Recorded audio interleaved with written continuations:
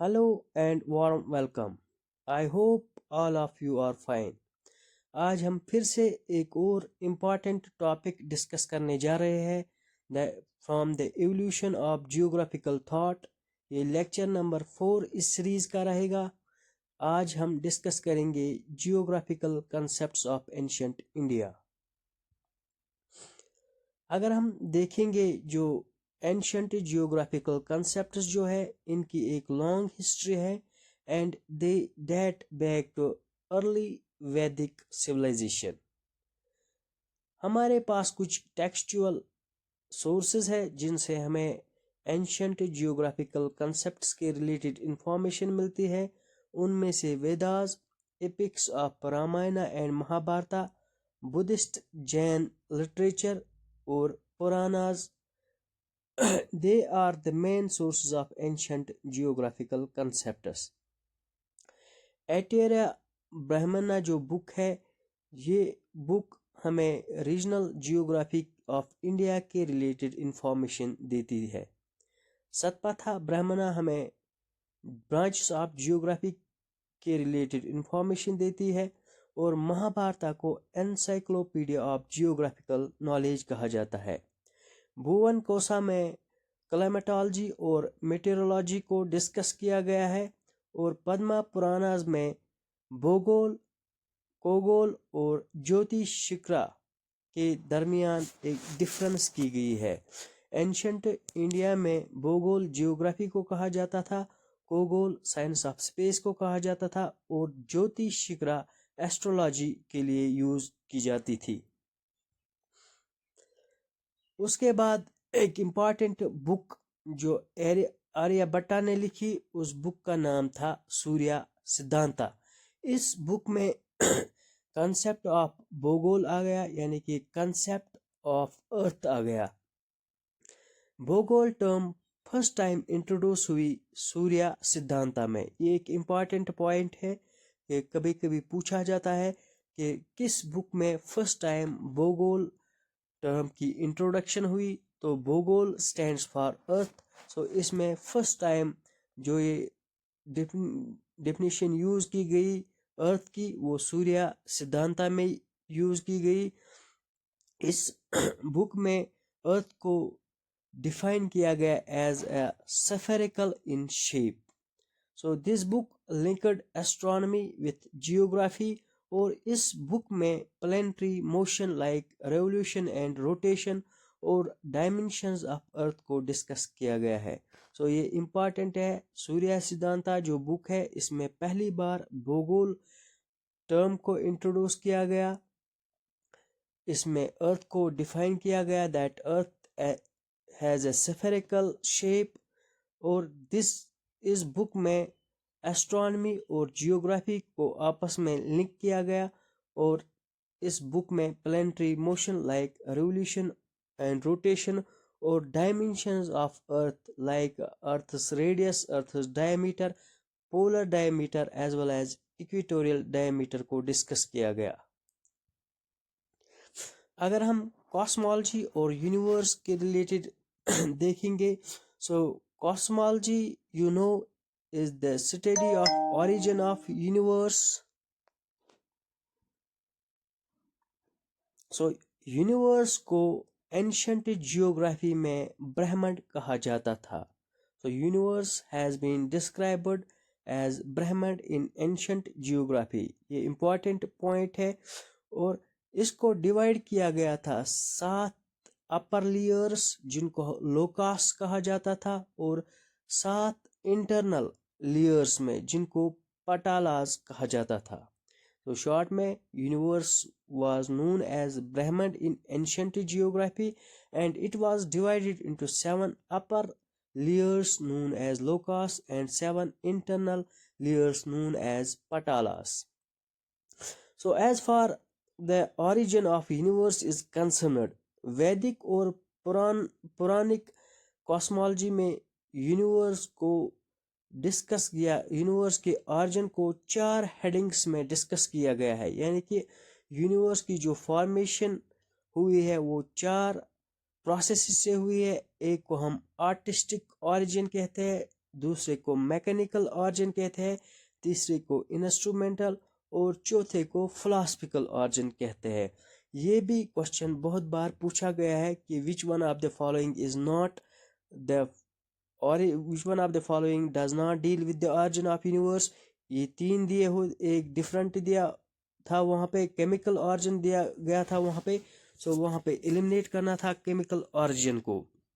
सो ये भी इम्पॉर्टेंट है दैट यूनिवर्स कॉस्मोलॉजी में यूनिवर्स को डिस्क्राइब किया गया है under 4 important headings, that is artistic heading, mechanical heading, instrumental and philosophical. So ancient cosmology integrated astronomy, science, space and geography. अगर हम अर्थ शेप और मेजरमेंट्स के बारे में देखेंगे, भूगोल, as I have already mentioned in the above slide that भूगोल को स्फेरिकल अर्थ कहा जाता था। सो भूगोल सिग्निफाइज स्फेरिकल अर्थ। एटेरिया ब्राह्मण में इसकी एविडेंस दी गई थी that sun neither rises nor sets. So जब हम ये कहेंगे कि सन जो है it neither rises nor sets, it means it will come back to the original position. It will make a circular path, so that it is the best evidence that signifies spherical earth. और दूसरा जो evidence दिया गया था that is lunar eclipse, shadow proved spherical, proved circular earth। तो lunar eclipse जो है ये भी प्रूव करता है अर्थ की जो शेप है that is circular in nature. Earth has been defined as an oblate spheroid, यानी कि that it is flattened at poles. Oblate spheroid means that shape which is flattened at poles. Equator diameter की अगर हम बात करेंगे, equator diameter का जो अर्थ major किया गया था इट वाज 12,757 किलोमीटर्स, और पोलर डायमीटर का जो डायमेंशन दिया गया था दैट इज 12,713 किलोमीटर्स। सो इसमें भी अर्थ शेप में अगर हम देखेंगे ये स्फेरिकल शेप है। इसकी जो एविडेंस है that sun neither sets nor rises. दूसरी evidence lunar eclipse shadow proves circular earth, और अर्थ को डिफाइन किया गया था एज ओब्लेड सेफराइड। उसके बाद अगर हम डायमेंशंस देखेंगे, इक्वेटोरियल डायमेंशन जो अर्थ का था दैट इज 12,757 किलोमीटर्स, और पोलर डायमीटर जो इसका था that is 12,713 kilometres. Then geographical coordinates in ancient India. Latitudes को अक्षांशा कहा जाता था एंशिएंट इंडिया में, वाइल एज लॉन्गिट्यूड्स को दशांतरा कहा जाता था। सो latitudes was known as Akshansha and longitudes was known as Dashantra। So अगर हम देखेंगे latitudes क्या है, latitudes is an angular distance measured from the equator, while as longitude is an angular distance east or west of prime meridian. So ये important चीज़ है कि latitudes को जब हम डिफाइन करेंगे ये एंगुलर डिस्टेंस होती है जिसको हम मेजर इक्वेटर से करते हैं, और लॉन्गिट्यूड जो होती है ये भी एंगुलर डिस्टेंस होती है but it is measured east और west of prime meridian. Puranas में मेंशन किया गया था दैट लैटिट्यूड्स और लॉन्गिट्यूड्स जो है ये अर्थ को डिवाइड करते हैं इनटू डिफरेंट रीजन्स, लाइक नरक सदेशा, दैट इज इक्वेटोरियल जोन को नरक सदेशा कहा जाता था, और मीरू को नॉर्थ पोल को मीरू कहा जाता था। So the longitude passing through Ujjain from Sri Lanka to Meru was used as prime meridian. So जो इंडियन एस्ट्रोनॉमर्स थे उन्होंने जो लॉन्गिट्यूड पास होता था उज्जैन से लंका से माउंट मीरू तक, उसको इंडियन एस्ट्रोनॉमर्स ने प्राइम मेरिडियन कंसिडर किया था। So far as the knowledge of zenith is concerned, zenith को माउंट मीरू कहा जाता था और नादिर को बड़ा वनाला कहा जाता था। तो जियोग्राफिकल कोऑर्डिनेट्स की अगर हम बात करेंगे तो लैटिट्यूड्स को अक्षांशा और लॉन्गिट्यूड्स को दशांतरा कहा जाता था। पुरानाज में रीजनल डिविजन्स किए गए थे। इक्वेटोरियल रीजन को, इक्वेटोरियल जोन को नरक सदेशा कहा जाता था और नॉर्थ पोल को मोंट मेरू कहा जाता था। ये इंपॉर्टेंट पॉइंट है। जो longitude of Ujjain, longitude passing through Ujjain from Lanka to Meru was used as a prime meridian by Indian astronomers। उसके बाद जिनीत को, मोंट मेरू को जिनीत कहा जाता था और बड़ा वानाला को नादिर कहा जाता था। देन डायरेक्शंस और स्पेशल अंडरस्टैंडिंग अगर हम देखेंगे, ऋग्वेदा में 4 डायरेक्शंस का जिक्र किया गया है, east, west, north and south. उसके बाद इसको एक्सपेंड किया गया था 6 डायरेक्शंस तक। उसमें ऐड किया गया था zenith that is Meru and nadir that is Badavanala. जिनीत वो पॉइंट होता है जब हम एक ऑब्जर्वर के ऊपर जो पॉइंट होता है directly above that is known as zenith, और जो ग्राउंड पे होता है that is known as nadir. So Rigveda में 4 डायरेक्शंस पहले डिस्कस की गई थी, उसके बाद इसको एक्सपेंड किया गया था अप टू 6 डायरेक्शंस। पुरानाज में 8 से 10 डायरेक्शंस का जिक्र किया गया है। Aryans have recognised that more land mass is in northern hemisphere, यानी कि नॉर्दर्न हेमिस्फीयर को हम लैंड हेमिस्फीयर भी कहते हैं। दैट आर्यंस का भी यही कंसेप्ट था कि जो लैंड मास है वो ज़्यादा नॉर्दर्न हेमिस्फीयर में है। Then natural phenomena in ancient geography अगर हम देखेंगे, they were having the concept of bhukampa and jwalamukhi. So भूकंपा वो अर्थक्वेक के लिए यूज करते थे और ज्वालामुखी वॉल्केनो के लिए यूज करते थे। और ancient geographers have attributed them, that is earthquakes and volcanoes, caused by deities। जो डिफरेंट deities है, लाइक रेन गॉड को इंद्रा कहा जाता है, अग्नि, फायर गॉड को अग्नि कहा जाता है, air god is known as Vayu, और वाटर गॉड को वरुणा कहा जाता है। सो एंशंट इंडियन जियोग्राफर्स कहते थे जो ये भूकंपास है, ज्वालामुखीज है, ये इन 4 की that these 2 phenomena are caused by these 4 deities, Vayu, Agni, Indra and Varuna। They are responsible for causing earthquakes and volcanism। So one more concept was that earth was surrounded by atmosphere that was known as अंतरिक्षा। So atmosphere को अंतरिक्षा कहा जाता था ancient Indian geography में। इसके बाद अगर हम planets और सीजन्स की बात करेंगे, एंशंट इंडियन जियोग्राफी में 9 प्लैनेट्स लिस्ट किए थे उन्होंने। 9 प्लैनेट्स डिस्कस किए थे, Sun, Moon, Mars, Mercury, Jupiter, Venus, Saturn, Rahu and Ketu. तो दीज आर द 9 प्लैनेट्स। यहाँ पे भी क्वेश्चन हो सकता है, विच one of the following is not a planet mentioned in ancient India. तो उसमें आपको अर्थ वहाँ पे होगी, तो आपको अर्थ में भी अर्थ दी जा सकती है, और यहाँ पे अर्थ का उन्होंने जिक्र नहीं किया है। सो 9 प्लैनेट्स जो थे, Sun, Moon, Mars, Mercury, Jupiter, Venus, Saturn, Rahu and Ketu. Rigveda में 5 सीजन्स का जिक्र किया गया है, spring, summer, rainy, autumn and winter. और रामायण जो है वाल्मीकि की, उसमें उन्होंने 6 सीजन्स का जिक्र किया है। दैट इज स्प्रिंग को असंता कहते थे, ग्रीष्मा, समर को ग्रीष्मा कहते थे, रेनी सीजन को वर्षा कहते हैं, ऑटम सीजन को शरद कहते हैं, विंटर सीजन को हिमाटा कहते हैं, और सीवियर विंटर को सिसारा कहते हैं। So these are the short में ऋग्वेदा में 5 सीजन्स को मेंशन किया गया है और रामायण में 6 सीजन्स को मेंशन किया गया है।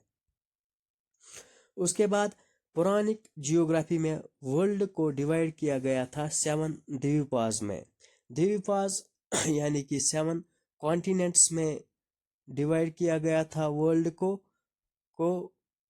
and these dwipas are Jambu, Kusha, Pushkara, Shalmali, Plaksha, Krauncha and Shaka. तो यहाँ पे मैप भी है, मैप है जो हमें शो दिखाई, जिसपे हमें 7 द्वीपास दिखाई देते हैं। पुस्कारा द्वीपा जो है इसको लैंड ऑफ लेक्स एंड लूटिस कहा जाता है। सका द्वीपा को लैंड ऑफ टीक ट्री कहते हैं।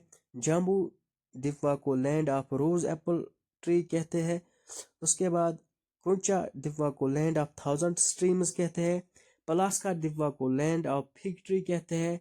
सालमाली द्वीपा को लैंड ऑफ सिलिक कॉटन ट्री कहते हैं। और जो इंडियन रीजन है, इंडियन सब कॉन्टिनेंट है, उसको भारत खंड कहते थे। So these are the 7 Dvivas, that is world was divided into 7 Dvivas or continents in ancient India.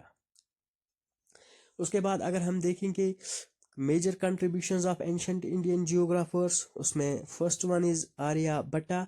Aryabhatta की जो मेन वर्कस थी आर्यभट्टिया, सूर्य सिद्धांता एंड आर्य सिद्धांता। सो इसकी मेन वर्कस है आर्यभट्टा, सूर्य सिद्धांता एंड आर्य सिद्धांता। कभी कभी पूछते हैं एग्जामिनेशंस में कि who wrote Surya Siddhanta, who wrote Arya Siddhanta, तो इस टाइप के क्वेश्चंस आते हैं। सूर्य सिद्धांता में इसने डिस्कस की थी थ्योरीज, प्रिंसिपल्स और मेथड्स ऑफ एंशिएंट एस्ट्रोनॉमी। जो आर्यभट्टा बुक है ये इसने यंग एज में लिखी है। He was 23 years of age at that time when he wrote the book Aryabhata. उसमें इसने मैथमेटिकल कंसेप्ट्स और description of different astronomical instruments like gnomon और छतरा यंत्र के बारे में डिस्कस किया है। और इसने साइंटिफिकली एक्सप्लेन किया है सोलर और ल्यूनर इक्लिप्सेस को। सोलर और ल्यूनर इक्लिप्स की इसने साइंटिफिक एक्सप्लेनेशन दी है। And he also described A geocentric model of the solar system.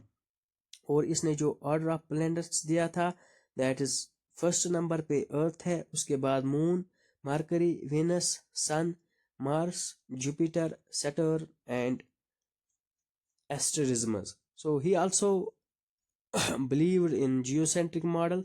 Geocentric model means that model where earth is placed at the center.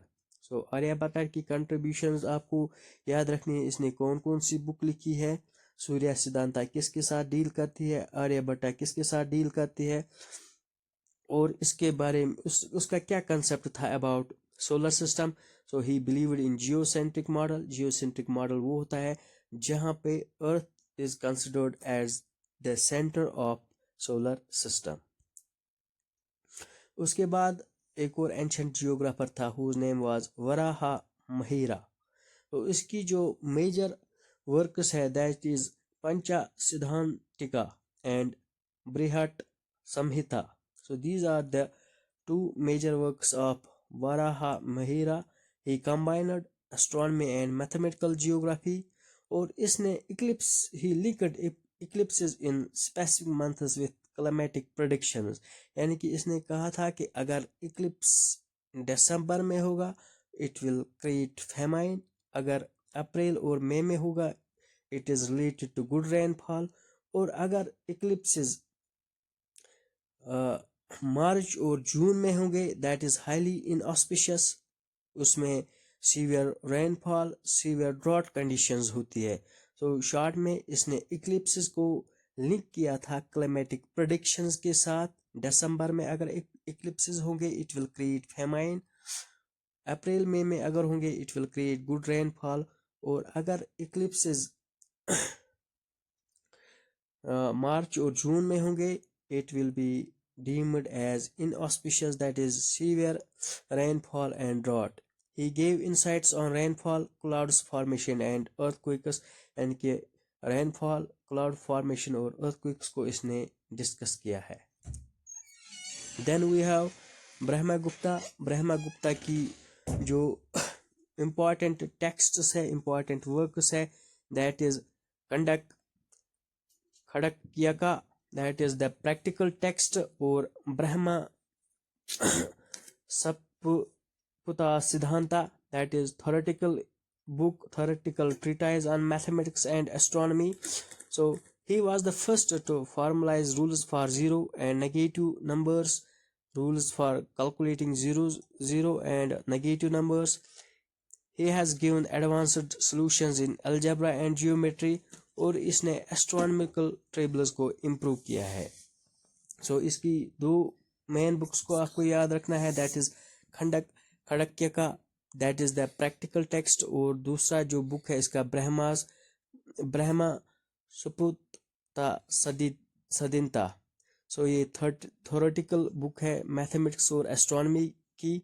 So he has first given the rules for calculating zero and negative numbers, और इसने advanced solutions दिए हैं algebra और geometry में. Furthermore, he has given improved astronomical tables. उसके बाद last जो scholar था whose name was बस्कारा, या हम इसको बस्काराचार्य भी कहते हैं. He was the head of astronomical observatory located at Ujjain. तो ये हेड था एस्ट्रोनॉमिकल ऑब्जर्वेटरी का. इसकी जो फेमस बुक है that is Siddhanta Shiromani deals with arithmetic, algebra, planets and spheres.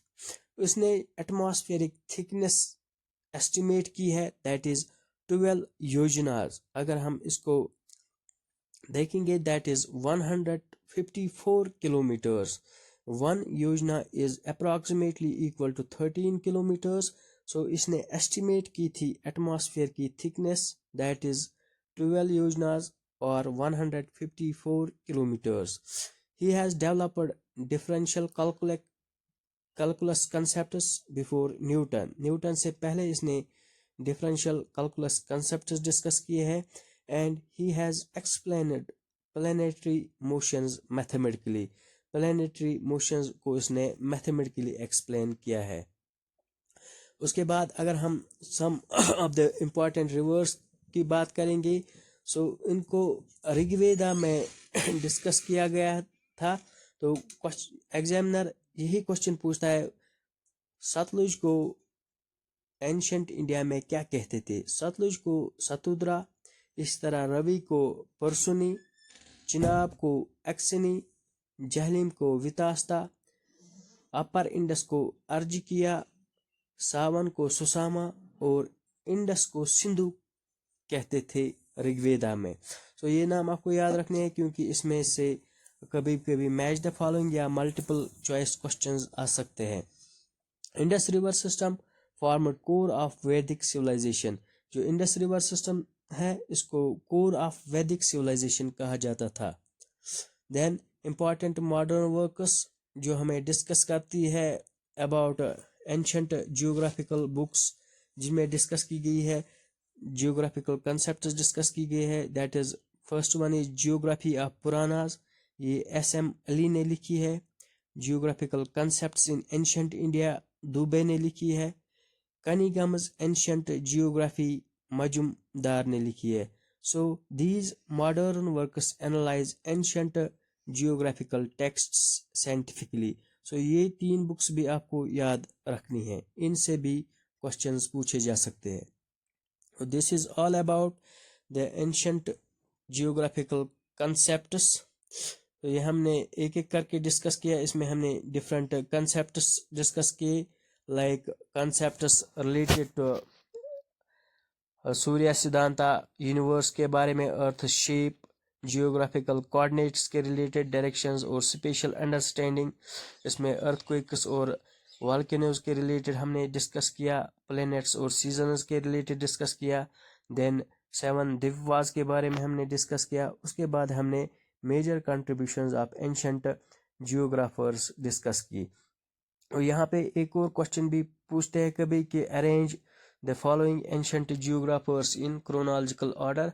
सो इसमें first one is Varaha Mihira, then you have Brahmagupta, then first one is Aryabhata, then you have Varaha Mihira, Brahmagupta और last में भास्कराचार्य. उसके बाद हमने रिवर नेम्स डिस्कस किए, ऋग्वेदा में इनको क्या कहा जाता था, फेमस रिवर्स को. उसके बाद कुछ इंपॉर्टेंट मॉडर्न वर्क्स हमने डिस्कस की जो हमें जिनमें एनालाइज किया गया था एंशंट जियोग्राफिकल टेक्स्ट्स को. So thank you very much for watching this video. The next lecture will be on the contributions of Arabs in geographical thought.